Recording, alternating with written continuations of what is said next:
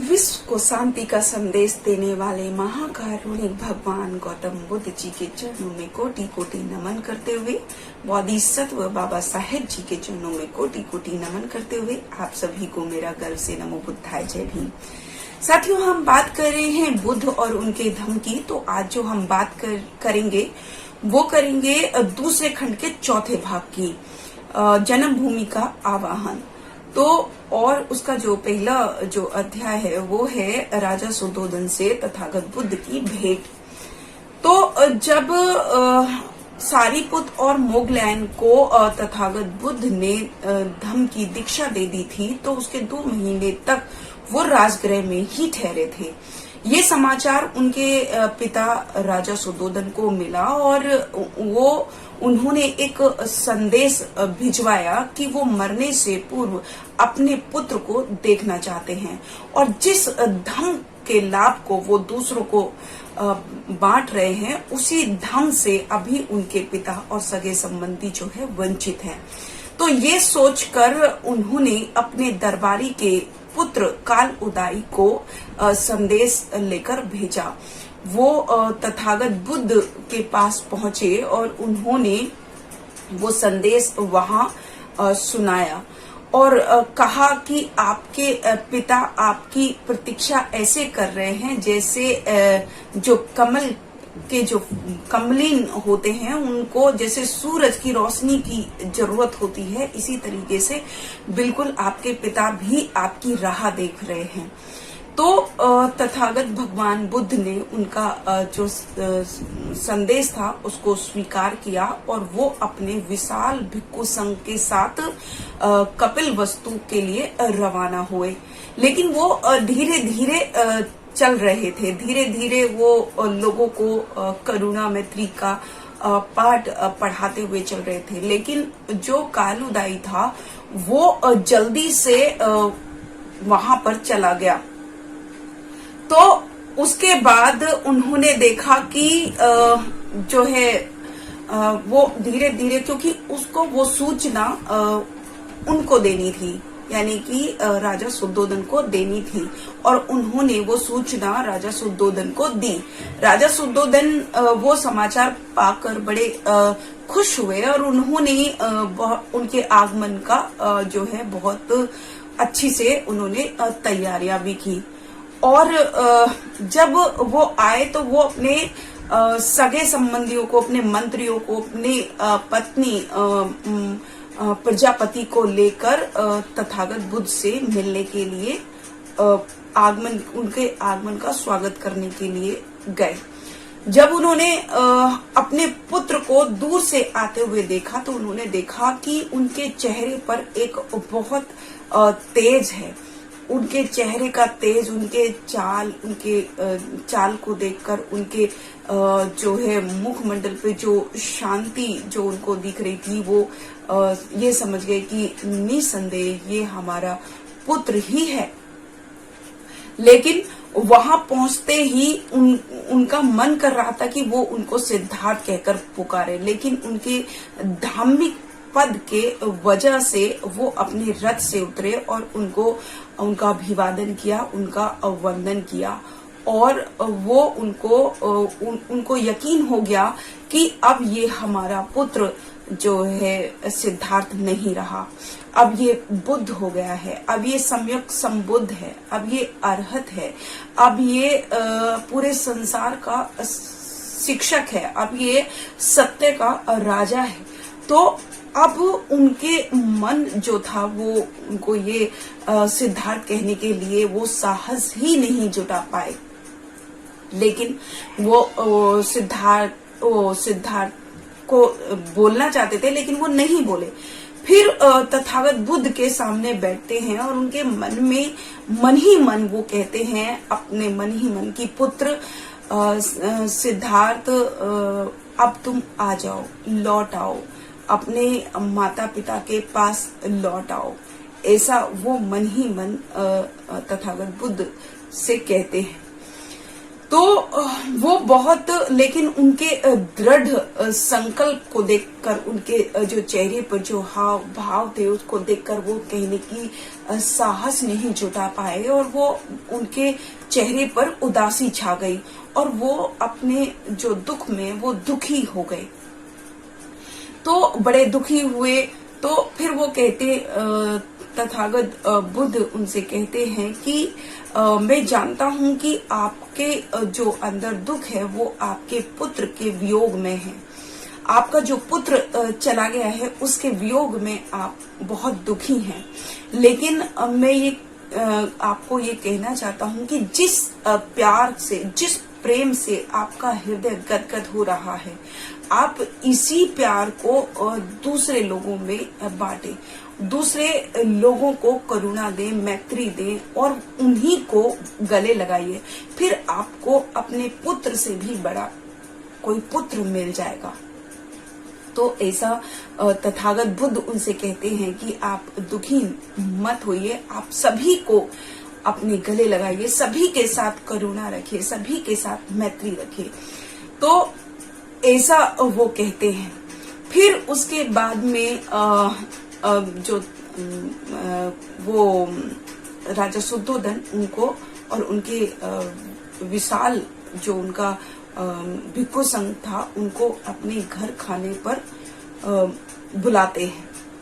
जब खाने पर बुलाते हैं, लेकिन उससे पहले ही राजा शुद्धोधन मतलब लौट जाते हैं, अपने महल में लौट जाते हैं और वो उसी वन में जिसपे वो ठहरे हुए थे वो भिक्खु संघ के साथ तथागत बुद्ध वहीं ठहर जाते हैं और वो उदास होकर लौट जाते हैं।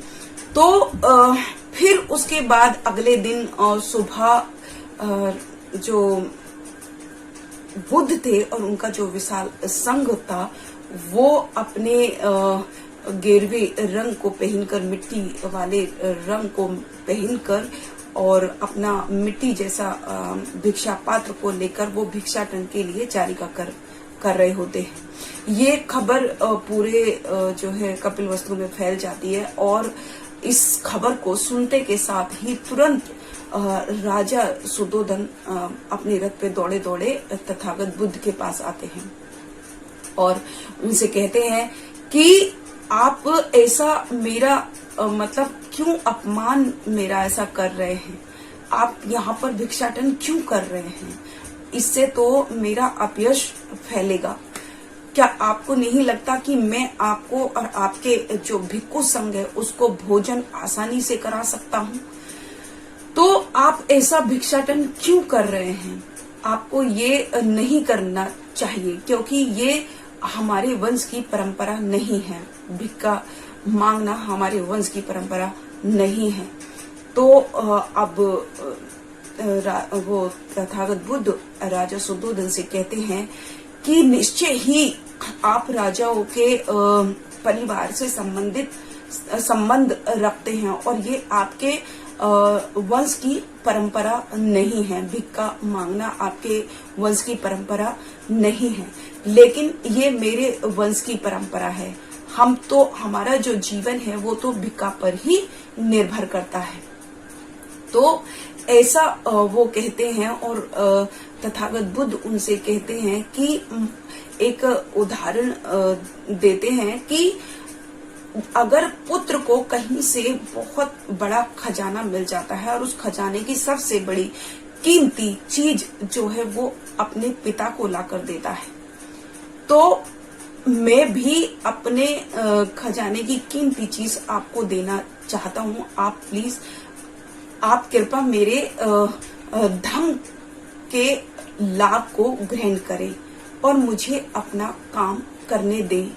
वो बार बार यही कहते हैं कि हे राजन, आप मेरे धर्म को बांटने में और आप सत्य को जानने में प्रयास करें, सत्य को जानने का प्रयास करें। इस तरीके से फिर तथागत बुद्ध आगे कहते हैं कि आप ये जो मिथ्या जो बातें हैं उनके स्वप्न जाल से बाहर निकल जाइए। आप सत्य को देखिए राजन, और हे राजन, आप उस चीज को, आप जो अपवाद है उनसे दूर रहिए, क्योंकि अगर आप इन सारी चीजों को देखेंगे और सत्य को देखेंगे और सद्धर्म के पथ पर चलेंगे तो आप निश्चय ही निर्वाण को प्राप्त करेंगे। आप इन झूठी मिथ्या बातों से परे हो जाइए, इनको दूर कर दीजिए। तो ऐसा वो अपने मतलब राजा शुद्धोधन से कहते हैं, और राजा शुद्धोधन भी उनकी बात को मौन रहकर सुनते हैं और वो सत्य को देखने की कोशिश करते हैं। और वो कहते हैं कि हे पुत्र, मैं आपके बताए हुए मार्ग पर चलने का भरसक प्रयत्न करूंगा। तो ऐसा वो कहते हैं। फिर वो उनको अपने घर खाने पर बुलाते हैं। तो ये चैप्टर यही समाप्त होता है। लेकिन इसी चैप्टर में हम एक और चैप्टर की बात करेंगे कि राहुल और यशोधरा से उनकी भेंट। तो जब राजा शुद्धोधन उनके विचारों से, तथागत बुद्ध के जो विचारों से उनका जो दुख जो था वो दूर हो गया था, और उन्होंने कहा, राजा शुद्धोधन ने कहा कि आपके कोमल वचनों से मेरा जो दुख है वो शांत हो गया है, आप में अद्भुत परिवर्तन आ गया है। और राजा शुद्धोधन ने फिर उनसे रिक्वेस्ट की, उनसे याचना की कि वो उनके घर जाएं। जब वो तथागत बुद्ध अपने भिक्षु संघ के साथ महल पहुंचे, और महल पहुंचने पर वो अपने सगे संबंधियों से मिले, अपने मित्रों से मिले। लेकिन राजा शुद्धोधन ने यशोधरा को और राहुल को भी बुलावा भेजा, संदेश भेजा, लेकिन यशोधरा नहीं आई।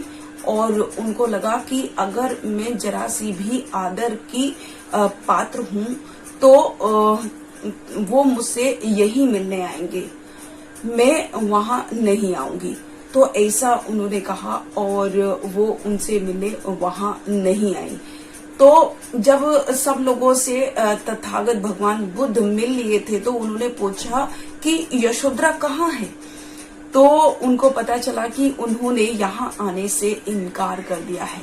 तो तथागत बुद्ध तुरंत उठे और उठकर उनके भवन की तरफ चल दिए। तो वो सारिपुत्र और जो मोगलायन को उनको लेकर उन्होंने उनके कक्ष में प्रवेश किया। जब वो वहां पहुंचे तो वहां पहुंचने से पहले ही वो सारिपुत्र को कह रहे थे कि देखो वो बहुत दुखी है, क्योंकि मैं तो उस बंधन से मुक्त हो गया हूं, लेकिन वो अभी भी इस बंधन में ही है। तो अगर वो मेरे को देख, क्योंकि जब तक वो रो नहीं लेगी तब तक उसके जो मन के जो दुख है वो बाहर नहीं आएगा, इसलिए उसको रोने देना। अगर इस रोने में या अपने दुख को दूर करने में अगर वो तथागत को स्पर्श भी कर ले तो आप उसको मना मत करना, ऐसा उन्होंने तथागत बुद्ध ने सारिपुत्र और मोगलायन से कहा।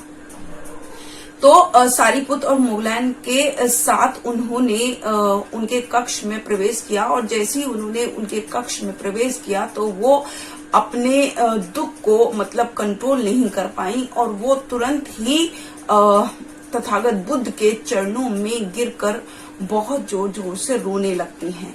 उनके पैरों को छूकर वो बहुत जोर जोर से रोने लगती हैं।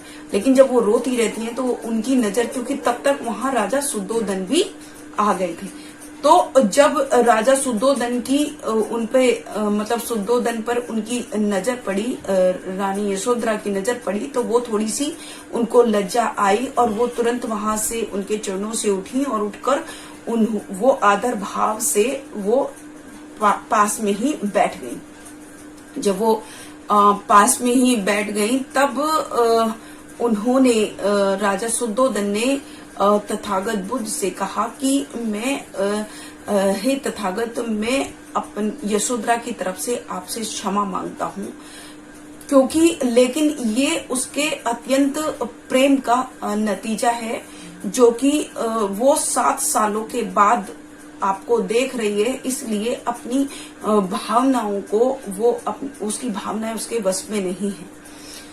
तो लेकिन फिर भी मैं उसकी तरफ से आपसे क्षमा मांगता हूँ। लेकिन जिस वक्त यशोधरा को ये पता चला, जब आप पविजित हो गए थे, जिस समय यशोधरा को ये पता चला कि आपने सिर मुंडवा लिया है, तो उसी वक्त उसने भी अपना सर मुंडवा लिया। जिस समय उसको ये पता चला कि आपने सभी साज सज्जा और आभूषण को त्याग कर दिया है और आप ऐसे मिट्टी वाले कलर के कपड़े आप पहन रहे हो, तो उसने भी अपने सभी आभूषणों का और अपने सुगंधित अलंकारों का त्याग कर दिया। और जिस वक्त यशोधरा को ये पता चला कि आप जो है मिट्टी के बर्तन में या मिट्टी के पात्र में आप खाना ग्रहण करते हैं, तो उसी और एक निश्चित समय पर खाना ग्रहण करते हैं, तो उसी समय से यशोधरा ने भी सिर्फ मिट्टी के बर्तन में एक ही टाइम उसी निश्चित समय पर ग्रहण किया। उसी एक टाइम उन्होंने भी खाना ग्रहण किया। तो ये उनकी भावनाओं का वो है, ये एक दिन का नहीं है, ये पूरे 7 वर्षों से जो चला आ रहा था वही उन्होंने किया। तो अपने भावनाओं को वो दबा नहीं पाई।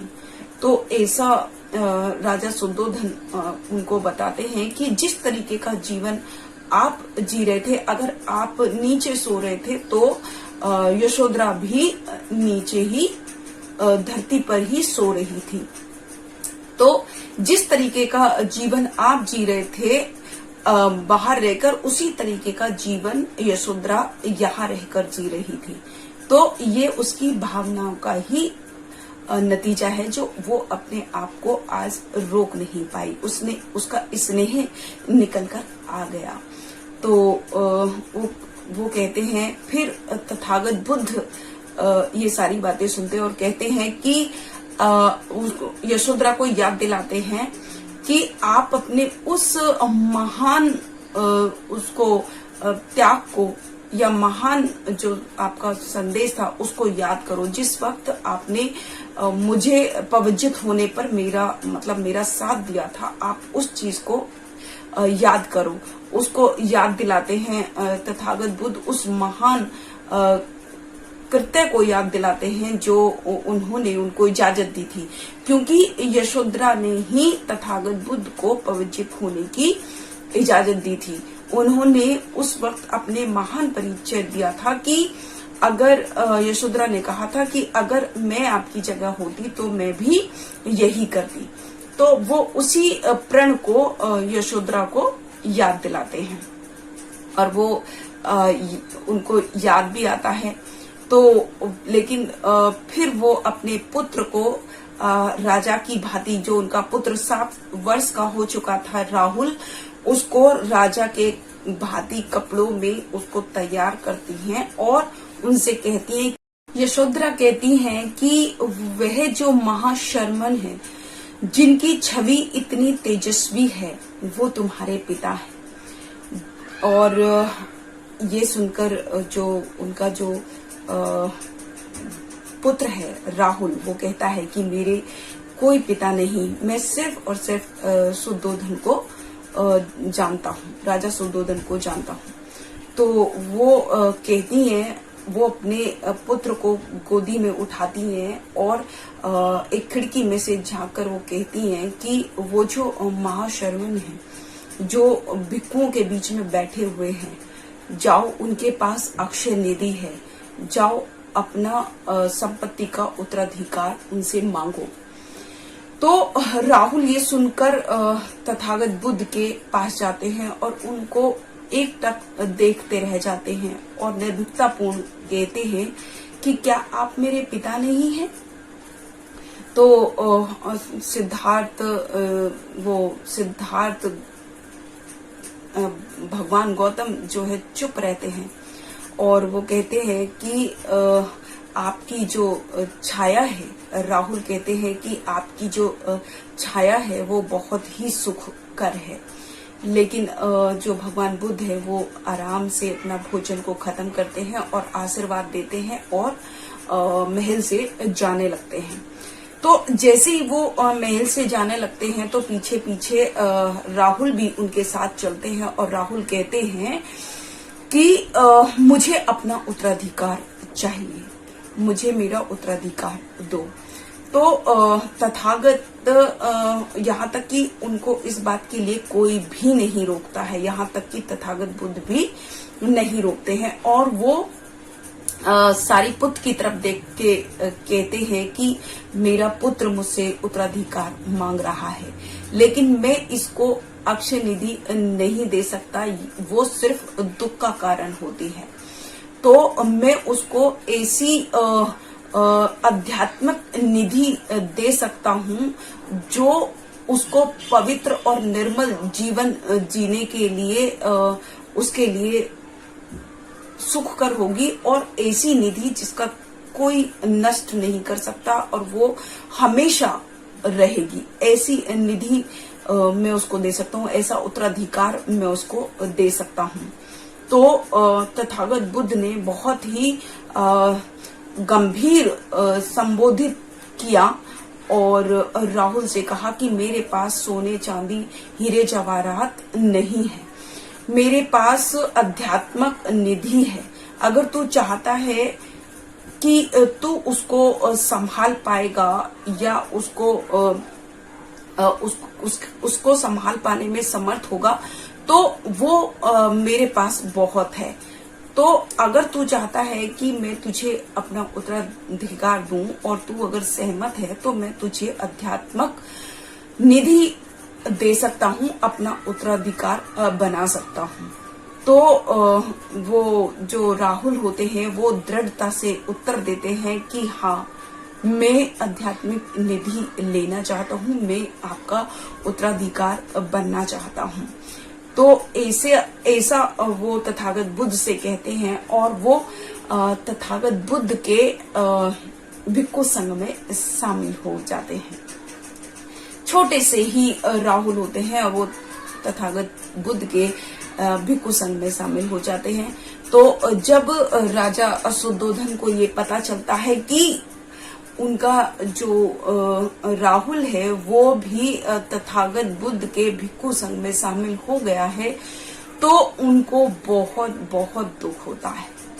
तो इस तरीके से जो है तथागत बुद्ध राजा शुद्धोधन और अपनी माँ और अपने सगे संबंधियों से भेंट करते हैं और उनको धम्म का लाभ देते हैं, उनको धम्म उपदेश देते हैं और शुद्धोधन को यही कहते हैं कि अपने पुत्र के वियोग से बाहर निकलकर सभी को अपने पुत्र की भांति समझें, अपने संतान की भांति समझें, तो आपको निब्बान प्राप्त होगा।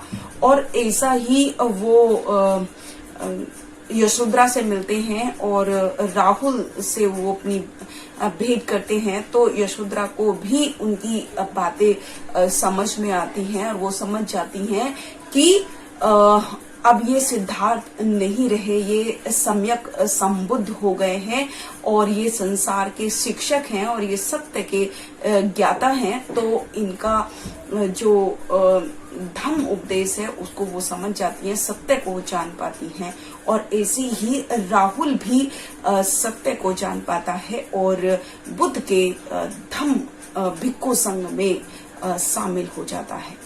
तो आज का जो हमारा चैप्टर है वो यही समाप्त होता है। कल फिर से एक नए चैप्टर के साथ आपके सामने उपस्थित होंगी। तब तक के लिए मैं शकुन बौद्ध अपनी वाणी को विराम देती हूँ। आप सभी को मेरा गर्व से नमो बुद्धाय। जय भीम, जय भारत, जय संविधान। अगर आपने अभी तक हमारा चैनल सब्सक्राइब नहीं किया है तो सब्सक्राइब करें और घंटी का बटन बिल्कुल भी दबाना ना भूलें ताकि सभी लेटेस्ट खबरें पहुंच सकें आप पे सबसे पहले।